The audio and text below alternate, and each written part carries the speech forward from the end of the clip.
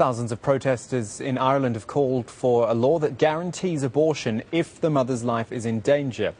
The demonstrations were sparked when a young pregnant woman was denied an abortion and then died of complications. Rory Challens has the story from Dublin. The young woman on these banners stumbled unknowingly into Ireland's abortion grey area, and these people believe she paid for it with her life.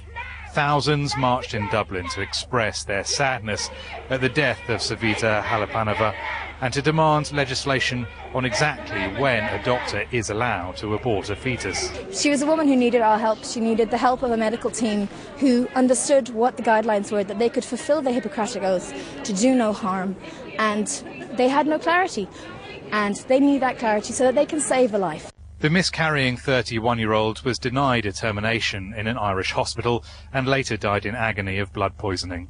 The case has galvanised those in Ireland who say when it comes to deciding between the life of a mother and the life of a fetus, the country's laws are broken.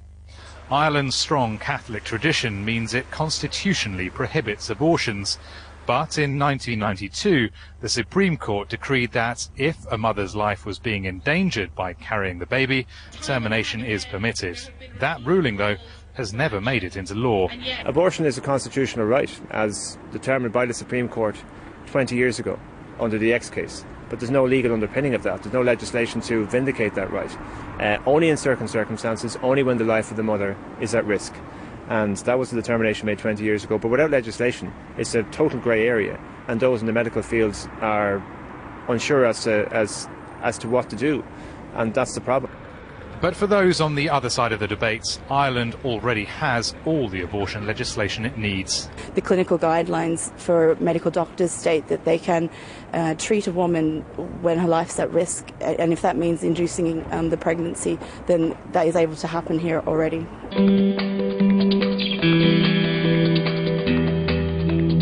Ireland's government is coming under pressure to change the rules on abortion after thousands marched on the Prime Minister's offices. The rally follows the death of a woman who was denied a termination. Activists say the government should legislate explicitly to allow abortion when the health of the mother is at risk.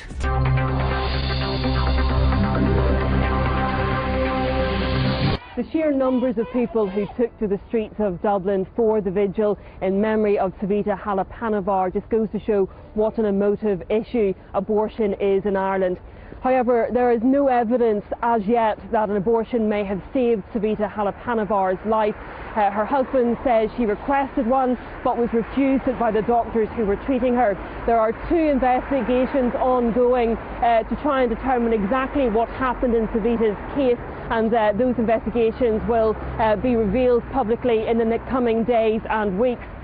Despite that, pro-choice campaigners say that the fact that Savita requested an abortion and was not given one just goes to show that the law in Ireland needs to be changed, that it is too restrictive on abortion and that there are too many grey areas, that doctors in the medical profession are left with an impossible decision in many cases, and it really needs to be changed.